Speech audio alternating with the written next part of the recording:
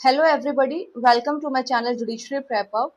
देखिए, क्योंकि हम कर रहे हैं जेडीए ज्वेल एग्जाम की तैयारी, तो जितने भी लोकल लॉज थे अब आपके कंप्लीट हो चुके हैं।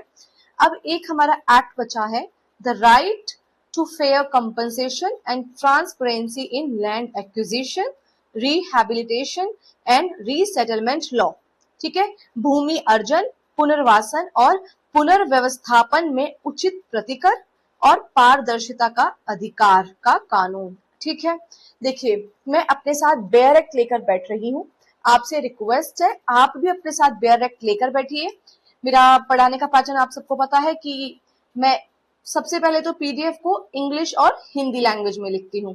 ठीक है, और फिर साथ के साथ वो जो सेक्शन होता है उसका जिस्ट क्या कह रहा है, मैं बेयर एक्ट की लैंग्वेज को सीधा नहीं लिखती हूँ, बेसिकली उस सेक्शन में लिखा क्या है उसको हम समझते हैं। और फिर हर सेक्शन के बाद हमारा एमसीक्यू स्टार्ट होता है, जैसे कि मैंने अभी यहाँ पर लिखा है। ठीक है, जितने भी स्टूडेंट पहली बार इस वीडियो को देख रहे हैं, ठीक है, घबराने की कोई जरूरत नहीं है। हम बहुत ही इजी तरीके से अपने जो एक्ट्स हैं उनको समझ रहे हैं। ऑलमोस्ट हमने अपने लोकल लॉज जो है सारे कंप्लीट कर लिए, एक यही हमारा एक्ट बचा है। अब हम इसको भी कंप्लीट करते हैं। ठीक है, अपने साथ आपको बेयर एक्ट लेकर बैठना है कि अगर कोई छोटी मोटी बाई चांस एरर हो भी जाता है तो हम उसको साथ के साथ, ठीक है, देखते हुए जाएंगे। अब हमने ये जो एक्ट है, ठीक है, इसका जो हेडिंग है वो हमने पढ़ लिया है। अब हम क्या देखेंगे, देखिए ये जो एक्ट है, ठीक है, 2013, तो क्वेश्चन तो ये भी हो सकता है ना कि एक्ट नंबर क्या है, तो ये एक्ट नंबर 30 है। ठीक है, एक्ट नंबर 30 ऑफ 2013। और इसमें प्रेसिडेंट की असेंट कब मिली है, 26 सितंबर 2013 को। ठीक है, और 1 जनवरी 2014 से ये क्या है, एनफोर्समेंट में आया। ठीक है, ये आपको याद रखना है। ठीक है, नोट डाउन कर लो आप जो भी मैं आपको बता रही हूं। और अगर मैं बात करूं इस एक्ट की, देखिए क्योंकि एक्ट अभी जेडीए जेएलओ में क्योंकि पूछा जा रहा है, तो कुछ भी क्वेश्चन बन सकता है। तो ये भी तो क्वेश्चन बन सकता है, इसमें टोटल सेक्शन कितने हैं, तो देखिए इसमें टोटल सेक्शन है 114। ठीक है, कितने टोटल सेक्शन है, 114। और कितने चैप्टर है, तो इसके अंदर 13 चैप्टर है। ठीक है, टोटल 13 चैप्टर है, 114 इसके अंदर सेक्शंस है। ठीक है, अगर मैं शेड्यूल की बात करूं तो इसमें 4 शेड्यूल है। ठीक है, जो पहला शेड्यूल है वो कंपनसेशन से रिलेटेड है, जो दूसरा शेड्यूल है वो रिहैबिलिटेशन और रीसेटलमेंट एंटाइटलमेंट से रिलेटेड है, थर्ड शेड्यूल इंफ्रास्ट्रक्चर अमेनिटीज से रिलेटेड है। ठीक है, अब संरचनात्मक सुविधाएं। ठीक है, फिर हमारा fourth schedule list of enactment regulating land, भूमि अर्जन और पुनर्वासन तथा पुनर्व्यवस्थापन को विनियमित करने वाली अधिनियमित की सूची। अब देखो, अगर अब हम आते हैं डायरेक्ट अपने चैप्टर 1 पे, तो जो भी बेसिक था मैंने वो आपको बता दिया। ठीक है, कुछ कुछ हिंदी के थोड़े डिफिकल्ट वर्ड्स हैं, पढ़ने में थोड़ी सी मुझे प्रॉब्लम हो सकती है, शायद आपको भी हो सकती है। ठीक है, क्योंकि ये वर्ड्स पहली बार पढ़ रही हूँ मैं भी, क्योंकि इंग्लिश मीडियम स्टूडेंट हूँ। बट क्योंकि जेएलओ निकालने के लिए आपको हिंदी और इंग्लिश दोनों आने चाहिए, इसीलिए जो भी इंग्लिश मीडियम के स्टूडेंट है आपको भी ट्राई करना है कि हिंदी के वर्ड्स, ठीक है, आपको आए। और अब हम अपना सेक्शन 1 स्टार्ट करते हैं। देखिए सेक्शन 1 हमारा किस बारे में बात कर रहा है, शॉर्ट टाइटल, इसका संक्षिप्त नाम क्या है, ठीक है, इसका विस्तार कहां तक है, ठीक है, एक्सटेंड, और ये कब प्रारंभ हुआ, कमेंसमेंट की बात। अगर आप इसका सबसेक्शन 1 देखेंगे, सिंपल सी बात कहता है ये सबसेक्शन क्या बता रहा है, इसका ऑफिशियल नाम बता रहा है। और क्या ऑफिशियल नाम बताया इस सबसेक्शन ने, तो इसका आपको ऑफिशियल नाम पता है। देखिए ये 10 से स्टार्ट होता है, हमेशा याद रखना, the right to fair compensation and transparency in land acquisition, rehabilitation and resettlement act 2013। ठीक है, तो सबसेक्शन 1 में बेसिकली ये बात की गई है कि इसका ऑफिशियल नाम क्या है। ठीक है, तो फिर मैंने इसका एग्जाम्पल लिखा कि बेसिकली कि इसका नाम ऐसा जो है, जैसे कि अगर कलेक्टर एक्वायर करता है अंडर दिस लॉ, तो proceeding will mention this act by it's full name, तो उसका पूरा नाम लिखा जाएगा इस एक्ट का। सबसेक्शन 2 क्या बात कर रहा है कि ये कहां पर अप्लाई होगा, तो भाई ये पूरे होल ऑफ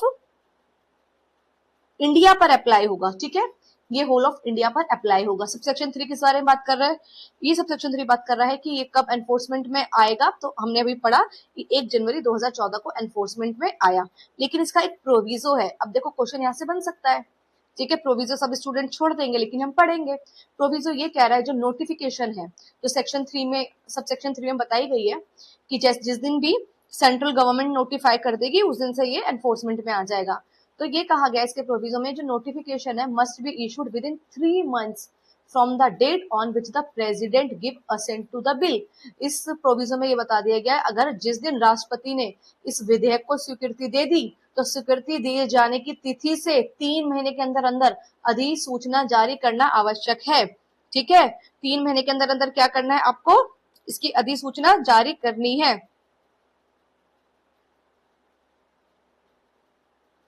अब देखिए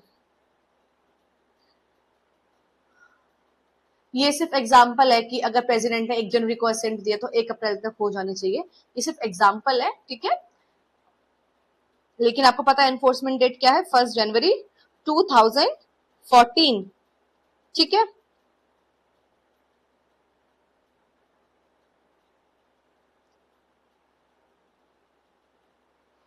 अब देखिए इसके एमसीक्यू। सेक्शन 1 का सबसेक्शन डी किससे कर रहा है? नेम क्या होगा एक्ट का, ठीक है। सेक्शन 1 का सबसेक्शन 2 किससे रिलेटेड है? क्या एक्सप्लेन कर रहा है वो कि ये कहां तक अप्लाई हो रहा है, होल ऑफ इंडिया। कौन अपॉइंट करता है? कमेंसमेंट की डेट सेंट्रल गवर्नमेंट, ठीक है। फिर इसके एमसीक्यू हिंदी में है, तो बहुत सिंपल है। अब इसका सेक्शन 2 बात करता है एप्लीकेशन ऑफ एक्ट, अधिनियम का लागू होना। अब अगर आप सेक्शन 2 देखेंगे तो देखिए सेक्शन 2 काफी बड़ा है और बहुत ज्यादा इंपॉर्टेंट है। अब इसको ध्यान से सुनना। इसका जो सबसेक्शन 1 है सेक्शन 2 का वो काफी बड़ा है, लेकिन अगर मैं सिंपल से बताऊं तो ये सबसेक्शन क्या एक्सप्लेन कर रहा है? उन सिचुएशन के बारे में in which the provision of this act relating to land acquisition, compensation, rehabilitation and resettlement will apply. ये उपधारा क्या बताती है? तो ये उपधारा ये बताती है भूमि अधिग्रहण, प्रतिकर, पुनर्वासन और पुनर्व्यवस्थापन से संबंधित इस अधिनियम के प्रावधान किन परिस्थितियों में लागू होंगे। तो क्या बताया सबसेक्शन 1 ने कि ये जो लॉज है, ठीक है, लैंड एक्विजिशन से रिलेटेड, कंपनसेशन से रिलेटेड, रिहैबिलिटेशन से रिलेटेड, रिसेटलमेंट से रिलेटेड, ये किन सिचुएशन में अप्लाई होंगे, ठीक है। When the government acquires land for it own use. तो किस सिचुएशन में लागू हो रहे हैं ये वाले प्रोविजन? जब सरकार अपने उपयोग, नियंत्रण, लोक उपक्रमों जिसको हम पीएसयूज बोलते हैं, पब्लिक सेक्टर अंडरटेकिंग्स, या फिर सार्वजनिक प्रयोजन के लिए भूमि अधिग्रहित करती है, तब ये अधिनियम लागू होता है। तो देखिए ये जो एक्ट है ना, इसके जो प्रोविजंस हैं एक्विजिशन से रिलेटेड, कंपनसेशन से रिलेटेड, रिहैबिलिटेशन से रिलेटेड, रीसेटलमेंट से रिलेटेड, ये तब अप्लाई होंगे जब गवर्नमेंट ने जब लैंड को एक्वायर किया है अपने यूज के लिए, ठीक है, या फिर अपने कंट्रोल में कर रखा है लैंड को, या फिर पीएसयूज के लिए चाहिए, ठीक है, या फिर किसी पब्लिक पर्पस के लिए अगर गवर्नमेंट लैंड को एक्वायर करती है तो अब उस लैंड को एक्वायर कैसे किया जाएगा, ये इस एक्ट के तहत होगा, ठीक है। और जिन लोगों की लैंड को एक्वायर किया है उनको कंपनसेशन कैसे मिलेगा, ये इस एक्ट के तहत होगा। जिन लोगों की लैंड को एक्वायर किया है उनको कहीं पर उनका पुनर्व्यवस्थापन भी तो करना है उनको, तो उनका रिहैबिलिटेशन कैसे होगा, ठीक है, और रीसेटलमेंट कैसे होगा, पुनर्वासन और पुनर्व्यवस्थापन कैसे होगा। तो बताया कि इस एक्ट के तहत होगा, ये सारे लॉज अप्लाई होंगे। तो बेसिकली सबसेक्शन 1 ने ये बताया सेक्शन 2 के, ठीक है। अब देखिए अब इसका जो क्लॉज ए है उसने क्या बताया? स्ट्रेटेजिक पर्पस, सामरिक उद्देश्य, ठीक है, क्या बताया? Strategic purpose. अब ये सेक्शन ये कहता है, इसका जो सबसेक्शन 1 है सेक्शन 2 का सबसेक्शन 1, उसका एक क्लॉज ने क्या कहा?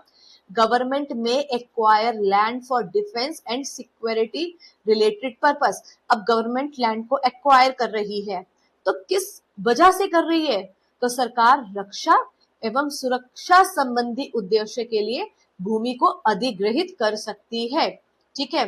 अब इसमें क्या क्या शामिल है? अगर आप कह रहे हैं कि आप अगर ये सेक्शन कह रहा है कि अगर डिफेंस के लिए जरूरत है, सिक्योरिटी के लिए जरूरत है, तो हम क्या मानेंगे कि क्या डिफेंस है, क्या सिक्योरिटी है, तो बताया कि ये इंक्लूड है इनमें थल सेना, नौसेना, वायुसेना, केंद्रीय अर्धसैनिक बल, राज्य पुलिस, राष्ट्रीय सुरक्षा और जन सुरक्षा, ठीक है, army, navy, air force, central paramilitary forces, state police, national security और पब्लिक सेफ्टी, ये हमारे स्ट्रेटेजिक पर्पस में इंक्लूड है। और अगर ये सारे सब्जेक्ट हैं, इन विषयों पर अगर स्टेट गवर्नमेंट कोई काम करना चाहती है, इसीलिए लैंड को एक्वायर कर रही है, तो कर सकती है। बेसिकली ये बात की गई है।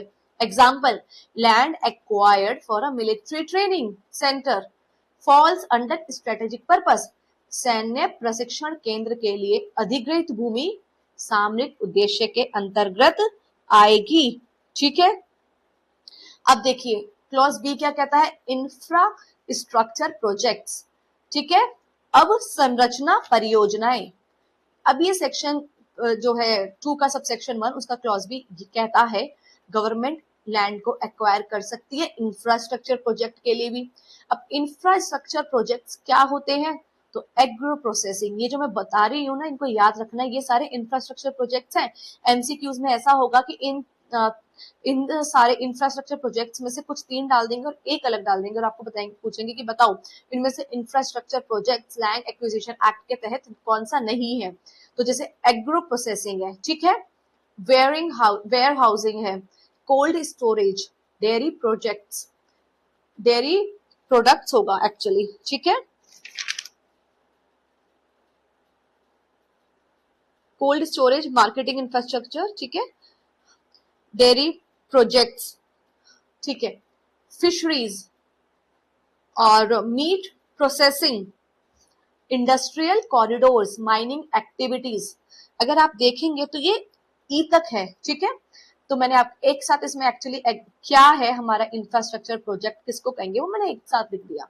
मैन्युफैक्चरिंग जोन्स हो गए, वाटर कंजर्वेशन हो गया, सैनिटेशन हो गया, गवर्नमेंट एजुकेशनल इंस्टीट्यूशन हो गया, रिसर्च इंस्टीट्यूशन हो गए, sports projects, health care projects, tourism projects, transportation projects, space programmes, ठीक है। ये सब हमारे क्या है, इंफ्रास्ट्रक्चर प्रोजेक्ट्स।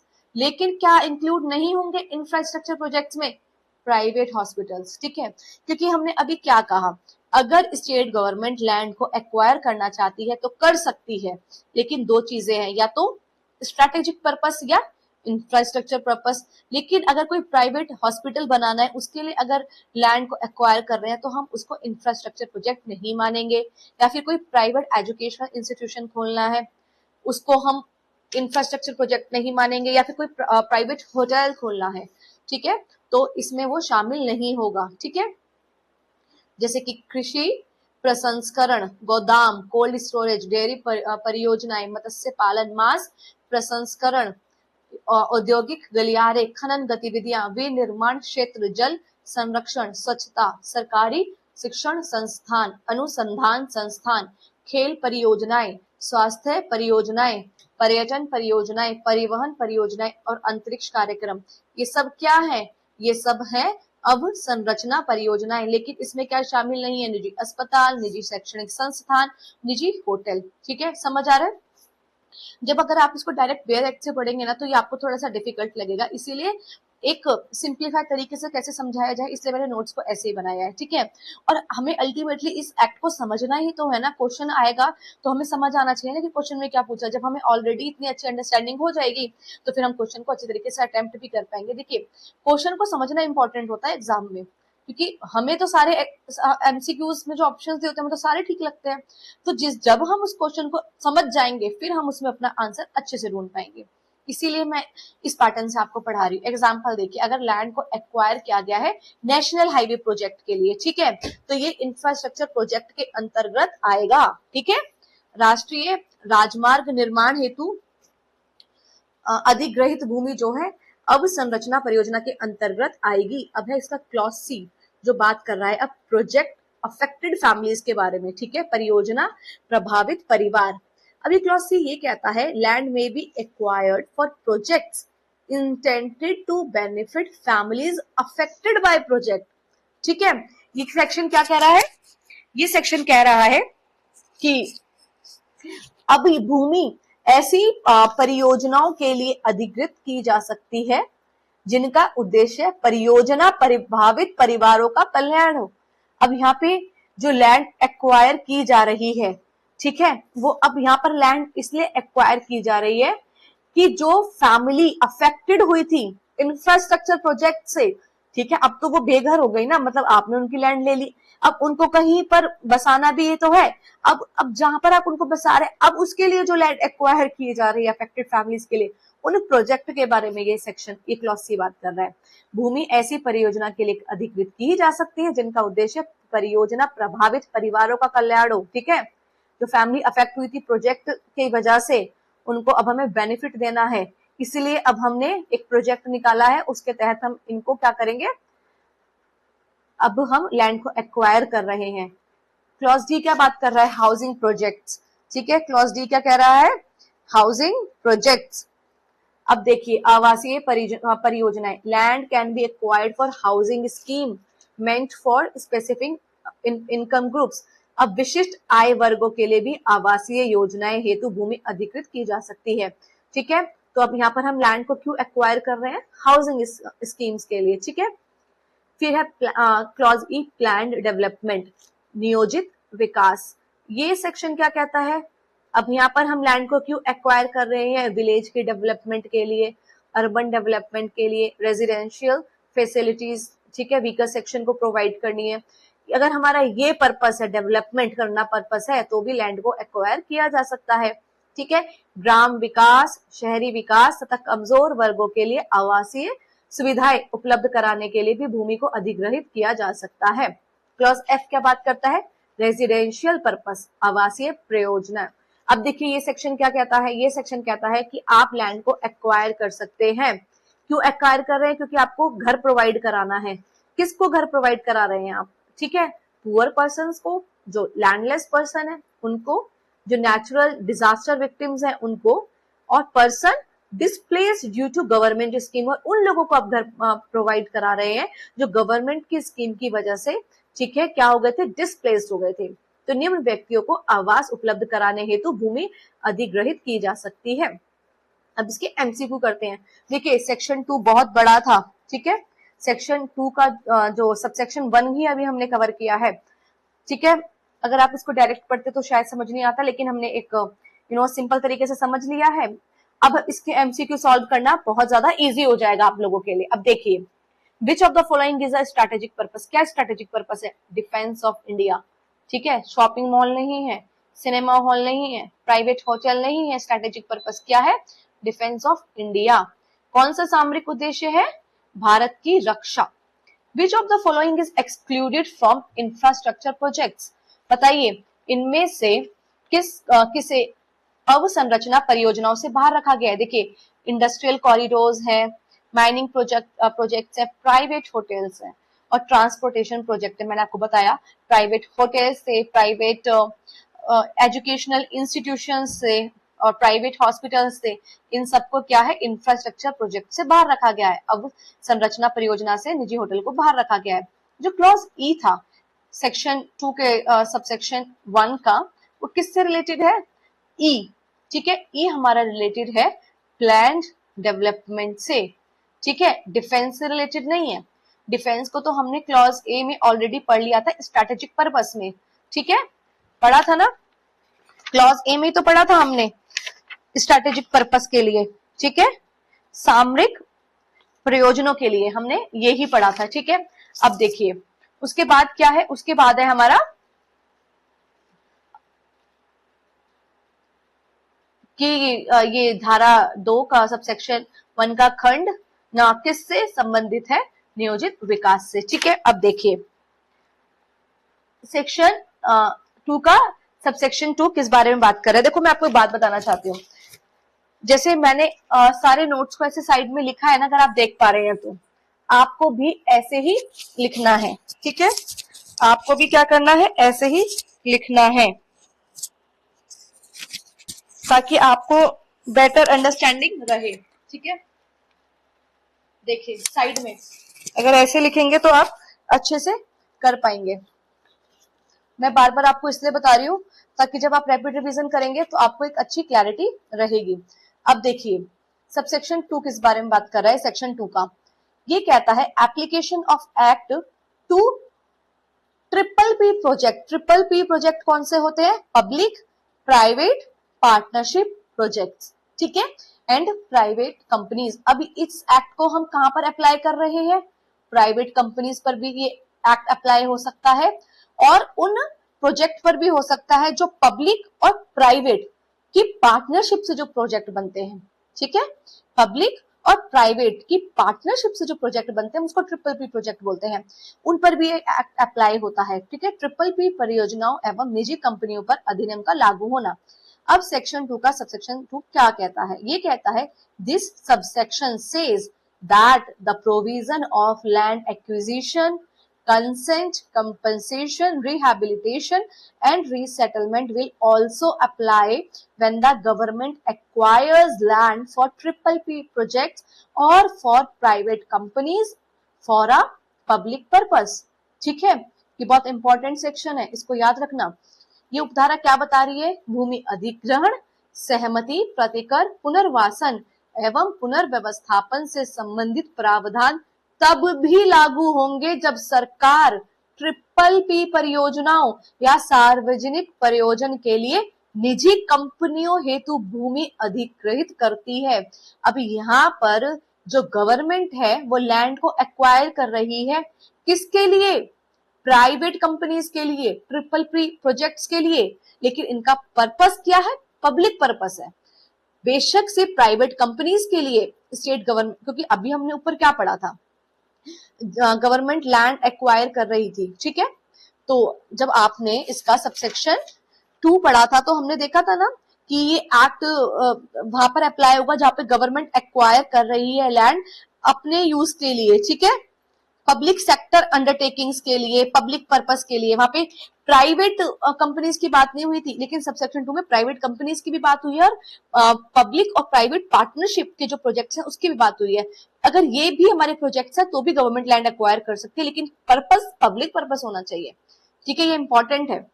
अब देखिए अगर मैं इसका इजी अंडरस्टैंडिंग के लिए बताऊं, जैसे नॉर्मली क्या होता है, people think that this apply only when government acquire land for itself.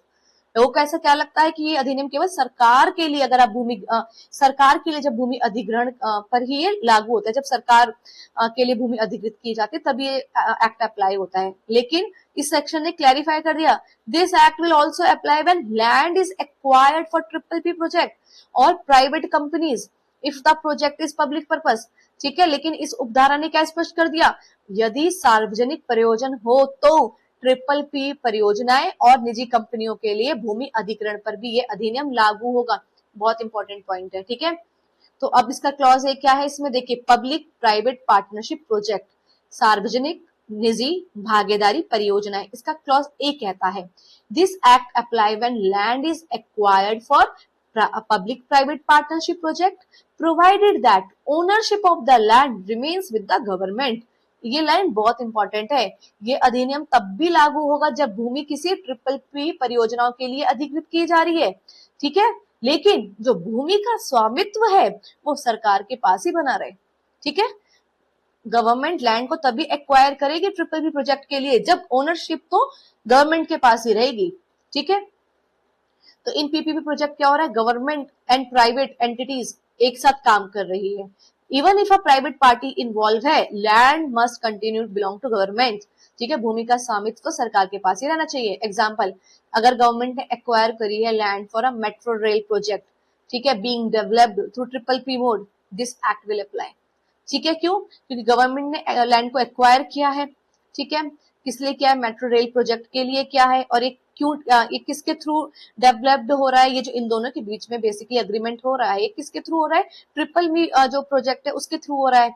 तो अब ऐसे में इनके ऊपर किस एक्ट से गवर्न होंगे, तो फिर ये एक्ट भी इनके ऊपर अप्लाई होगा। फिर है क्लॉज बी इसका पब्लिक, क्लॉज बी जो बात करता है private companies for public purpose, अगर सार्वजनिक प्रयोजन हेतु निजी कंपनियां, ये सेक्शन ये कहता है, ये क्लॉज ये कहता है this act also apply when land is acquired for a private company. अब लैंड को एक्वायर किया जा रहा है प्राइवेट कंपनी के लिए, लेकिन जो इसका एक्विजिशन हो रहा है, ये जो एक्वायर कर रहे हैं हम पब्लिक पर्पस के लिए कर रहे हैं, ठीक है। यह अधिनियम तब भी लागू होगा जब किसी निजी कंपनी के लिए भूमि अधिग्रहित की जाए, बशर्ते कि क्या कंडीशन है, अधिग्रहण सार्वजनिक प्रयोजन के लिए हो। जब बात हमारी प्राइवेट कंपनी के लिए आ रही है तब हम पब्लिक पर्पस को भी देख रहे हैं, ठीक है। ट्रिपल पी प्रोजेक्ट की जब हम बात कर रहे थे तो उसमें गवर्नमेंट भी इन्वॉल्व थी और प्राइवेट एंटिटी भी इन्वॉल्व थी, ठीक है। लेकिन वहां पर जो ओनरशिप है गवर्नमेंट में ही वेस्ट कर रही थी। यहाँ पर एक्विजिशन तो हो रहा है लेकिन पब्लिक पर्पस के लिए हो रहा है। देखिए, private company can not gate land acquired merely for private. अगर कोई प्राइवेट कंपनी लैंड एक्वायर करना चाहती है अपने प्रॉफिट के लिए, तो क्या कभी उसको लैंड मिलेगी? नहीं मिलेगी। पर्पस तो क्या होना चाहिए कि भाई हम पब्लिक की बेनिफिट के लिए हम ये काम कर रहे हैं, ठीक है।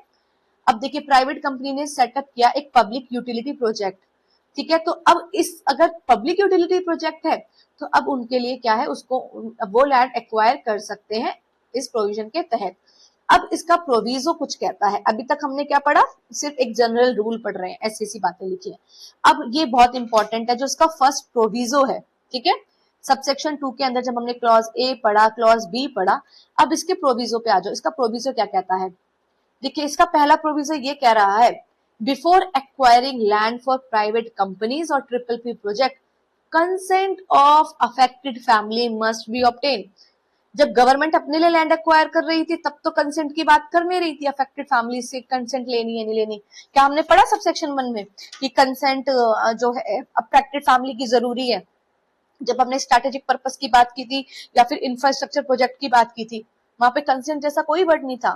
लेकिन जब हमने बात की ट्रिपल पी प्रोजेक्ट की और पब्लिक और प्राइवेट कंपनीज की, ठीक है, अगर ये लोग एक्वायर कर रहे हैं लैंड, तो अब जिस लैंड को आप एक्वायर कर रहे हैं तो वहां पर जो फैमिलीज रह रही थी तो अफेक्टेड फैमिली है, तो पहले उनसे हमें कंसेंट ऑब्टेन करना जरूरी है, ठीक है। फर्स्ट प्रोविजन है इसका ये कहा, निजी कंपनियां या ट्रिपल पी परियोजनाओं के लिए भूमि अधिग्रहण से पहले प्रभावित परिवारों की सहमति प्राप्त करना आवश्यक है, ठीक है। अब है प्राइवेट कंपनी केस, जैसे कि एटलीस्ट 80%। अब देखो, कंसेंट चाहिए। अब ये बता रहा है कि कितनी कंसेंट और कब चाहिए। देखो, 80% at least 80% of affected families must give prior consent. तो जितनी भी फैमिलीज अफेक्ट हो रही हैं, जो आप लैंड एक्वायर कर रहे हैं, उसमें जितनी भी फैमिली अफेक्ट हो रही है, मैं प्राइवेट कंपनी केस की बात कर रही हूँ अभी, उसमें आपको 80% अफेक्टेड फैमिली की कंसेंट लेना जरूरी है, ठीक है। अगर मैं ट्रिपल पी प्रोजेक्ट केस की बात करूं तो कम से कम 70% अफेक्टेड फैमिली की प्रायर सहमति जो है, पूर्व सहमति आवश्यक है, ठीक है। तो अगर मैं इसका आपको एग्जांपल बताऊं, if 100 affected families are involved in private company project, at least 80 family must give consent, ठीक है। यदि किसी निजी कंपनी की परियोजनाओं में 100 प्रभावित परिवार हैं तो कम से कम 80 परिवारों की सहमति आवश्यक होगी। अब इसका सेकंड प्रोविजो बात करता है। सेकंड प्रोविजो क्या कहता है? द्वितीय परंतु क्या कहता है? The process of obtaining consent must be carried out along with the social impact assessment study, SIA, ठीक है। सेकंड प्रोविजो है, उसके सामने आप लिख लो SIA, ठीक है। अब ये प्रोविजो क्या कह रहा है? सहमति प्राप्त करने की जो प्रक्रिया है वो सोशल इम्पैक्ट असेसमेंट अध्ययन के साथ साथ की जाएगी, ठीक है। किसके साथ साथ? The process of obtaining consent must be carried out along with the social impact assessment study, ठीक है। जैसे कि government can not first conduct SIA and later obtain consent, ऐसा नहीं है।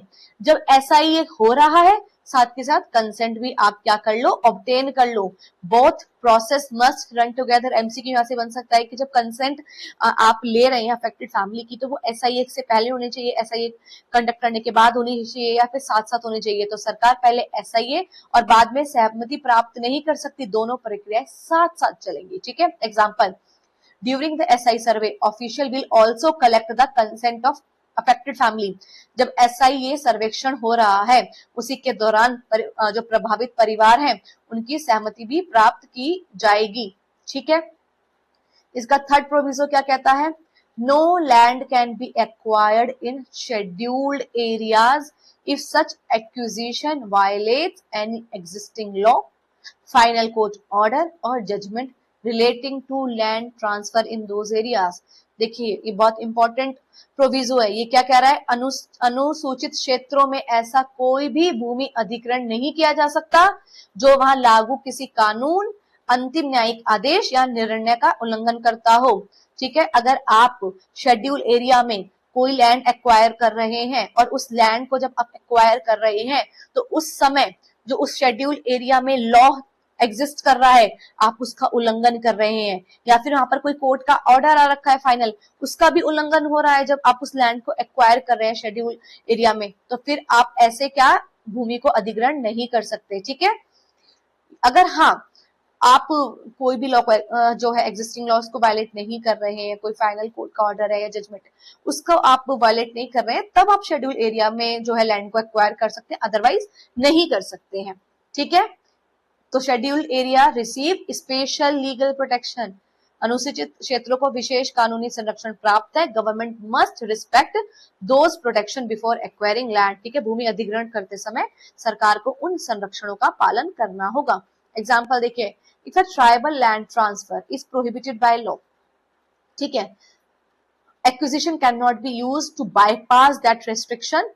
यदि किसी जनजाति भूमि के हस्तांतरण पर कानून द्वारा रोक है, ठीक है, ये कहा गया कि ये ट्राइबल लैंड है, सो आप कभी ट्रांसफर नहीं कर सकते हैं, तो फिर आप भूमि अधिग्रहण के माध्यम से उस रोक को समाप्त नहीं कर सकते, फिर आप उस रेस्ट्रिक्शन को इस लैंड एक्विजिशन के थ्रू क्या है समाप्त नहीं कर सकते। बेसिकली ये सेक्शन ये कहता है। तो अब हम इसके एमसीक्यू करते हैं।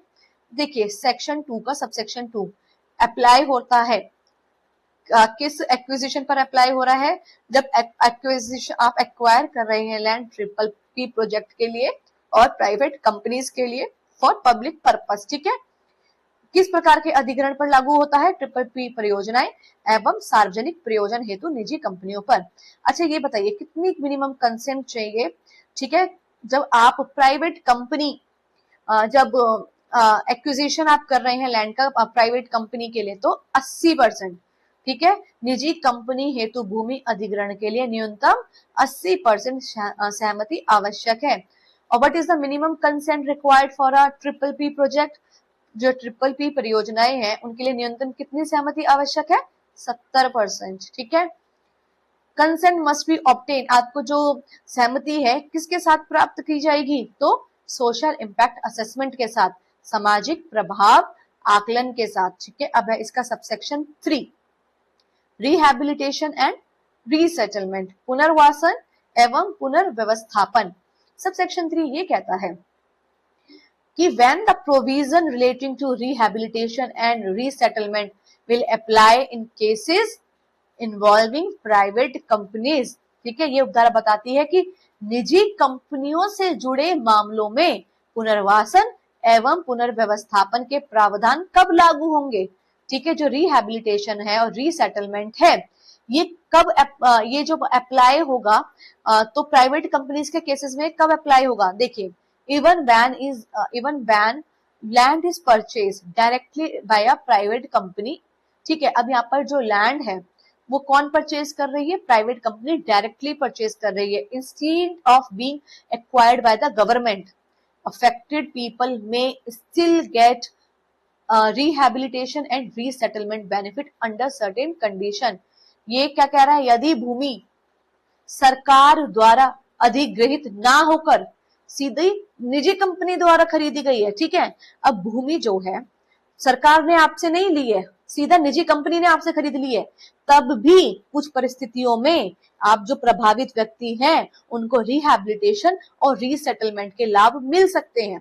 देखिए वैसे तो गवर्नमेंट ये कहेगी ना कि आपने तो मतलब जो आपने लैंड दी है इन प्राइवेट कंपनीज को आपने अपनी मर्जी से दी है, अब तो आपकी अब रीसेटलमेंट और रिहैबिलिटेशन के लिए हम क्यों जिम्मेदार है, लेकिन कुछ कुछ कंडीशन ऐसी है जहां पर आपको ये बेनिफिट मिल सकते हैं। क्लॉज ए इसका ये कहता है rehabilitation and resettlement provision apply when a private company purchases land equal to or more than the limit prescribed by the government through private negotiation with landowners। ठीक है, अब क्या ये सेक्शन क्या कह रहा है, जब कोई निजी कंपनी सरकार द्वारा निर्धारित सीमा के बराबर या जब उससे अधिक भूमि मालिकों से निजी समझौते द्वारा खरीदती है, तब आरआर के प्रावधान लागू होंगे। ठीक है, गवर्नमेंट ये कह रही है कि जितना हमने आपको प्रिस्क्राइब किया था आपने उतना उससे ज्यादा क्या क्या किया, लैंड ओनर से नेगोशिएट करके आपने लैंड को एक्वायर कर लिया प्राइवेट कंपनी से, तो फिर ये वाले सेक्शन R&R वाले रिहेबिलिटेशन एंड रीसेटलमेंट वाले प्रोविजन अप्लाई होंगे। Example, if the prescribed limit is 100 acres and company purchases 120 acres, ठीक है, थ्रू प्राइवेट नेगोशिएशन, तो अब रिहेबिलिटेशन एंड रीसेटलमेंट के प्रोविजन अप्लाई होंगे। ठीक है, यदि निर्धारित सीमा 100 एकड़ है और कंपनी 120 एकड़ भूमि निजी समझौते से खरीदती है, तो भी रिहेबिलिटेशन और रीसेटलमेंट के प्रावधान लागू होंगे। अब देखिए क्लॉज बी क्या कहता है। क्लॉज बी ये कहता है रिहेबिलिटेशन और रीसेटलमेंट के जो प्रोविजन है वो तब भी अप्लाई होंगे जब प्राइवेट कंपनी रिक्वेस्ट करती है गवर्नमेंट से कि आप एक्वायर कर लो इस लैंड को पब्लिक पर्पस के लिए। ठीक है, R&R के प्रावधान तब भी लागू होंगे जब निजी कंपनी सार्वजनिक प्रयोजन के लिए आवश्यक भूमि के किसी भाग के अधिग्रहण के लिए सरकार से अनुरोध करती है। प्राइवेट कंपनी ये कह रही है कि हमें पब्लिक पर्पस के लिए लैंड चाहिए और हम आपसे ये रिक्वेस्ट करते हैं कि आप हमें लैंड को एक्वायर करके दीजिए, तब भी ये अप्लाई होंगे। जैसे कंपनी ने परचेज की सम लैंड इटसेल्फ, एंड यहाँ पे कंपनी ने क्या क्या लैंड को परचेज किया अपने लिए और गवर्नमेंट से क्या बोला, and ask the government to acquire the remaining land needed for the project. ठीक है, तो अब कुछ कंपनी ने क्या हुआ, कुछ भूमि तो स्वयं खरीद ली और बची हुई भूमि के लिए सरकार से अनुरोध किया कि आप हमारे लिए जमीन खरीद दीजिए, तो भी ये लागू होंगे सेक्शन वो प्रोविजो। अब देखिए प्रोविजो क्या है सेक्शन 2 और 3 का। अभी हमने क्या बात की कि ये केस होगा तो आपको रिहेबिलिटेशन और रीसेटलमेंट क्या है इसका जो रेमेडी है मिलेगी, लेकिन इसका प्रोविजो ने ये कहा सबसेक्शन 2 के 3 ने, if the part of land is privately purchased and part is acquired by the government, then R&R resettlement and rehabilitation benefit under the second schedule will apply to the entire project area। ये बहुत important बात है कि यदि परियोजनाएं, ठीक है, यदि परियोजनाएं क्या है, कुछ भूमि निजी खरीद द्वारा और कुछ भूमि सरकारी अधिग्रहण द्वारा प्राप्त की गई है। ठीक है, कुछ भूमि तो प्राइवेट कंपनी जो प्राइवेटली खरीदी गई है और कुछ भूमि को सरकार ने अधिग्रहण किया है, तो अब सेकंड शेड्यूल के तहत, ठीक है, ये जो R&R का जो बेनिफिट है ना रिहेबिलिटेशन का और रीसेटलमेंट का, ये पूरे प्रोजेक्ट पे लागू होगा। बेशक से आधी प्राइवेट परचेज की गई थी प्राइवेटली और आधी गवर्नमेंट द्वारा, लेकिन दोनों पर ही अभी जब ये प्रोजेक्ट एरिया बन रहा है, प्रोजेक्ट के तहत हो रहा है, तो अब दोनों ही तरीके के लैंड पर ये अप्लाई होगा। लेकिन किस शेड्यूल के तहत बात की गई, सेकंड शेड्यूल। ये क्वेश्चन आपको ये याद रखना है। ठीक है, जैसे company can not provide benefit only for the acquired portion. ठीक है, the company can not provide benefit only for the acquired portion and ignore the privately purchase land, the whole project area will be considered together. Company केवल अधिकृत भूमि के लिए लाभ देकर निजी रूप से खरीदी गई भूमि को अलग नहीं कर सकती है। ठीक है, कंपनी ऐसा नहीं कर सकती है कि जो company can not provide benefit only for the acquired portion ignore, तो कंपनी ऐसा नहीं कर सकती कि जो बेनिफिट है खाली एक्वायर्ड पोर्शन पर ही दे रही है और जो उसने प्राइवेटली परचेज की है लैंड उस पर नहीं दे रही। ऐसा नहीं है, एक साथ ही कंसीडर किया जाएगा उसको, पूरे प्रोजेक्ट को, और सबको बेनिफिट मिलेगा। ठीक है, जैसे कि कंपनी ने परचेज की 80 एकड़, ठीक है, 80 एकड़ तो कंपनी ने खरीदी है और गवर्नमेंट ने एक्वायर कर रही है 20 एकड़, तो अब ये RR के जो बेनिफिट है पूरे 100 एकड़ पर अप्लाई होंगे। फिर है, अब MCQ करते हैं। तो सेक्शन 2 का जो सबसेक्शन 3 है वो किससे डील करता है, रिहेबिलिटेशन एंड रीसेटलमेंट से रिलेटेड है, पुनर्वासन और पुनर्व्यवस्थापन से रिलेटेड है। जो R&R के प्रोविजन है वो अप्लाई होंगे जब प्राइवेट कंपनी परचेज करती है लैंड, किसके थ्रू, प्राइवेट नेगोशिएशन के थ्रू। ठीक है, R&R के जो प्रावधान है तब भी लागू होंगे जब निजी कंपनी भूमि निजी समझौते द्वारा प्राप्त करती है। ठीक है, if part land is purchase privately, ठीक है, एक जो लैंड है उसका जो एक पार्ट तो प्राइवेटली परचेज किया है, ठीक है, और उसका दूसरा पार्ट गवर्नमेंट ने एक्वायर किया है, अब जो इसके जो आरआर के बेनिफिट है वो जो गवर्नमेंट ने एक्वायर करी है उसको भी मिलेंगे, और जो प्राइवेट लैंड जो परचेज की है उसको भी मिलेंगे, तो पूरे एंटायर प्रोजेक्ट एरिया को मिलेंगे, ठीक है, पूरी परियोजनाओं के क्षेत्र पे। लेकिन एक बात अब देखो मैं आपको बता देती हूँ, ट्रिपल पी प्रोजेक्ट क्या होते हैं, सार्वजनिक निजी भागीदारी क्या होती है। ऐसी एक ऐसी व्यवस्था होती है जिसमें सरकार और निजी कंपनी मिलकर किसी सार्वजनिक परियोजनाओं को विकसित, संचालित या वित्त पोषित करती है, ठीक है। A triple P project is a project where the government and a private company work together to provide a public service और अ डेवलप पब्लिक इंफ्रास्ट्रक्चर, ठीक है। तो और देखिए ट्रिपल पी जो होते हैं उसमें कौन क्या काम करता है, सरकार जो होती है भूमि उपलब्ध करा सकती है, अनुमति एवं नीतिगत सहायता देती है और परियोजनाओं की निगरानी करती है। और प्राइवेट कंपनी क्या है, और इसमें जो प्राइवेट कंपनी होती है, जो निजी कंपनी होती है, वो पैसे को निवेश करती है, निर्माण का काम करती है, संचालन और रख रखाव करती है। एग्जाम्पल देख लीजिए ट्रिपल पी प्रोजेक्ट वाले, मेट्रो रेल प्रोजेक्ट हो गया, नेशनल, देखो मेट्रो रेल प्रोजेक्ट होता है उसमें सरकार होती है और निजी कंपनी मिलकर मेट्रो बनाती है। नेशनल हाईवे में निजी कंपनी सड़क बनाती है और कुछ वर्षों तक फिर टोल को भी वसूलती है। एयरपोर्ट डेवलपमेंट में हवाई अड्डे का विकास निजी कंपनी करती है लेकिन सार्वजनिक उपयोग के लिए होता है, ठीक है। बस टर्मिनल प्रोजेक्ट में सरकार तो भूमि देती है लेकिन निजी कंपनी बस टर्मिनल बनाती है और संचालित करती है, ठीक है। अब देखो सेक्शन 2 के सबसेक्शन 2 में ट्रिपल पी क्यों लिखा गया है, क्योंकि ट्रिपल पी परियोजना में निजी कंपनी भी शामिल होती है, इसलिए कानून ने कहा है कि भूमि अधिग्रहण पर भी यह एक्ट लागू होगा, प्रभावित परिवारों को कंपनसेशन मिलेगा, रिहैबिलिटेशन एंड रीसेटलमेंट भी मिलेगा, कम से कम 70% प्रभावित परिवारों की सहमति आवश्यक होगी, ठीक है। प्राइवेट कंपनी है तो 80% अफेक्टेड फैमिली की कंसेंट ले लो, ट्रिपल पी प्रोजेक्ट है तो 70% कंसेंट ले लो, ठीक है। ये मैंने आपको कुछ ट्रिक्स बता दी है, ठीक है। ट्रिपल पी प्रोजेक्ट में पार्टनर 2 होते हैं, ठीक है, गवर्नमेंट भी होती है और ये पब्लिक और प्राइवेट रहते हैं, तो इसलिए कंसेंट कम है, 70% चाहिए। प्राइवेट कंपनी में वो अकेले ही है इसलिए कंसेंट ज्यादा चाहिए, 80% चाहिए, ठीक है। Triple P stand for what, public private partnership, ठीक है। ये क्वेश्चन भी आ सकता है, पब्लिक प्रोजेक्ट पार्टनरशिप पूछ लेंगे या क्या, तो पब्लिक प्राइवेट पार्टनरशिप, ठीक है। अंडर सेक्शन 2 का क्लॉज 2 मिनिमम कितनी परसेंट रिक्वायर्ड चाहिए, 70% चाहिए, ठीक है। अब हमारा है सेक्शन 3 डेफिनेशंस, इसको हम नेक्स्ट वीडियो में कवर करेंगे। अगर आपको सेक्शन 2 बहुत अच्छे से समझ आया है तो एक अच्छा सा कमेंट जरूर कीजिएगा। अगर आप मेरी वीडियो को पहली बार देख रहे हैं तो चैनल को जरूर सब्सक्राइब कर लीजिएगा, क्योंकि जेडीए जो एग्जाम के लिए मैं बहुत ही अच्छे से आपको ये सीरीज कवर करा रही हूँ, ठीक है।